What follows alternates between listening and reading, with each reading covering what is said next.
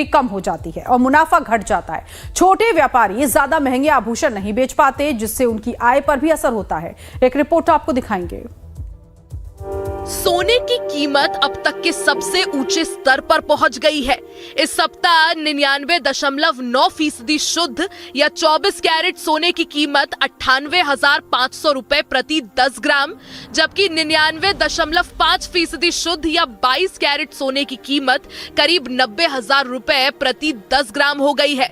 सोने की कीमत में अभूतपूर्व बढ़ोतरी से मध्यम और छोटे गहना व्यापारी परेशान है। कई लोगों ने 20% से ज्यादा नुकसान होने का दावा किया है। ചെറിയ ജ്വല്ലേഴ്സ് മീഡിയം ജ്വല്ലേഴ്സിന് ചെറിയ ജ്വല്ലേഴ്സിനായിരിക്കും ബാധിക്കുന്നത്. അവിടെ ബിസിനസ്സാണ് ഏറ്റവും കൂടെ പോകുന്നത്. ഇപ്പം കാലക്രമേണ ഇപ്പം മാളൊക്കെ വന്നു. ഇപ്പം എല്ലാം ആരും കൊച്ചു കൊച്ചു കടകളിൽ പോകണില്ല, എല്ലാം മാളിൽ പോകുന്നു. കാരണം വെച്ചാൽ അവിടെ പാർക്കിംഗ് സൗകര്യവും മറ്റ് കാര്യങ്ങളും ഒരു സ്ഥലത്ത് പോയാൽ തന്നെ ബാക്കി എല്ലാ കാര്യങ്ങളും കിട്ടും. ഒരു 100 കടകൾ കയറാം. പലതിന് ആ ഒരു സൗകര്യം നോക്കുന്ന പോലെ തന്നെ ഇപ്പം വലിയ കടകളിലാണ് ആൾക്കാർ ഇപ്പം പോകുന്നത്. പൈസയൊന്നും നോക്കുന്നില്ല. അവിടെ പൈസ കൂടിയാലും ശരി, ഇപ്പം ആൾക്കാർക്ക് പൈസയുടെ അല്ല പ്രശ്നം, അവർക്ക് ആ കിട്ടുന്ന വിചാരിക്കുന്ന സാധനം കിട്ടുന്നുണ്ടോ. അപ്പം ഇങ്ങനെ വരുമ്പോഴത്തേക്ക് ലിമിറ്റഡ് ആയിട്ട് സ്റ്റോക്ക് വെച്ചിരിക്കുന്ന ഒരു കൊച്ചു കടക്കാരനോ മീഡിയം കടക്കാരനോ അവർക്ക് ബിസിനസ് നേരത്തെ കാണുന്നതിനേക്കാളും പകുതിയായിട്ട് കുറയുകയാണ് ചെയ്യുന്നത്. वैश्विक अनिश्चितता के चलते सोने की कीमतें बढ़ती जा रही है। अमेरिका चीन व्यापारिक कशमकश से सप्लाई चेन में रुकावट आ रही है और महंगाई और मंदी की आशंका बढ़ रही है। इन जोखिमों की वजह से सोने को भरोसेमंद निवेश के रूप में देखा जा रहा है। हालांकि कीमत में बढ़ोतरी ने छोटे खरीदारों की परेशानी पर बल ला दिया है। വിലയെന്ന് പറയുമ്പോൾ ഇപ്പം വില ജാസ്തിയാണ്. നമ്മൾ വിചാരിക്കുന്ന പോലെ ഇപ്പം അന്ന് വാങ്ങിക്കുന്ന പവ ഇന്ന് വാങ്ങിക്കാൻ പറ്റൂല നമുക്ക് അപ്പോഴൊക്കെ.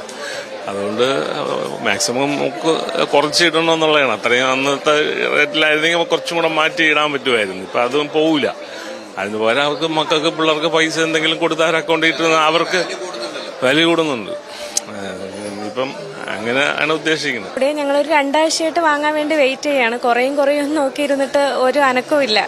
അങ്ങനെ ഞങ്ങൾ പിന്നെ ഇന്ന് ഇറങ്ങാന്ന് വിചാരിച്ചത്. അപ്പോൾ ഞങ്ങൾ പ്രതീക്ഷിച്ചിൻ്റെ അത്രയും വാങ്ങാൻ പറ്റുന്നില്ല.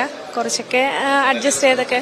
അല്ല കല്യാണത്തിൻ്റെ അല്ല അങ്ങനെ ഇൻവെസ്റ്റ് ചെയ്യാനല്ല, ഞങ്ങളുടെ നോർമൽ യൂസിന് വേണ്ടിയിട്ട് ഡെയിലി യൂസിന് വേണ്ടി വാങ്ങാൻ വേണ്ടി മാറ്റിയെടുക്കാൻ വേണ്ടി എന്നതാണ്. അതാ റേറ്റ് പക്ഷേ കൂടുന്ന കാരണം ഞങ്ങൾക്കത് ബുദ്ധിമുട്ടായി. ഗോൾഡ് ജ്വല്ലേഴ്സ് കാണുന്നത് ഇത് പോസിറ്റീവായിട്ടും കാണാം, നെഗറ്റീവായിട്ടും കാണാം. പോസിറ്റീവായിട്ട് കാണുന്നതെന്ന് വെച്ചാൽ നമ്മുടെ ഇരിക്കുന്ന സ്റ്റോക്കിന്റെ വാല്യൂസ് കൂടുന്നു, അത് മാത്രമേ ഉള്ളൂ. പക്ഷെ നെഗറ്റീവ് എന്ന് പറയുമ്പോൾ നമ്മുടെ ബിസിനസ് കുറയുന്നു. ഇപ്പോൾ ഒരു കസ്റ്റമറിന്റെ ഒരാളെ സംബന്ധിച്ചോളം അവർക്ക് കുറച്ച് പൈസ ഉണ്ട്, ഒരു 1 ലക്ഷം രൂപ കയ്യിലുണ്ട്, ചുറ്റിപ്പിടിച്ച പൈസ എന്തെങ്കിലും ആവാം.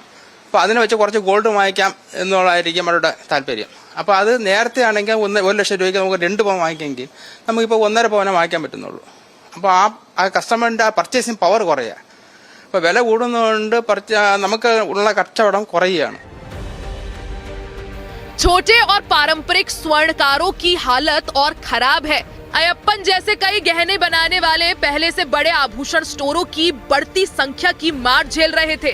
उनके लिए मूल्य बढ़ोतरी दोहरी मार है। പണികളൊക്കെ ഇപ്പൊ കുറവാണ്. വില കൂടിയാലും പിന്നെ ഇപ്പൊ റെഡിമെയ്ഡ് പറഞ്ഞാൽ വലിയ കടകളൊക്കെ ആയതുകൊണ്ടായിരിക്കും പണികൾ കുറവ്.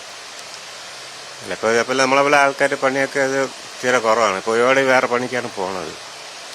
കുറച്ച് പേര് മാത്രമേ ഇതിലുള്ളൂ, വേറെ പോകാത്തതുകൊണ്ട് അങ്ങനെ ഇരിക്കണമെന്നേ ഉള്ളൂ.